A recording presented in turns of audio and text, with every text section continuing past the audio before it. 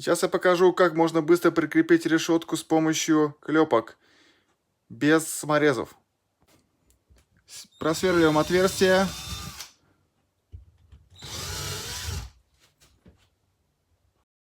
Прикладываем решетку и вставляем клепку. Вставляем вторую клепку и сжимаем. Отверстие.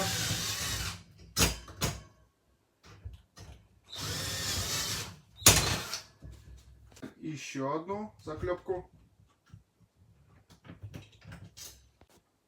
И последнюю заклепку, четвертую.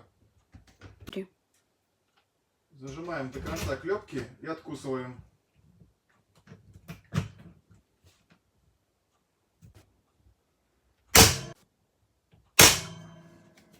Решетка стоит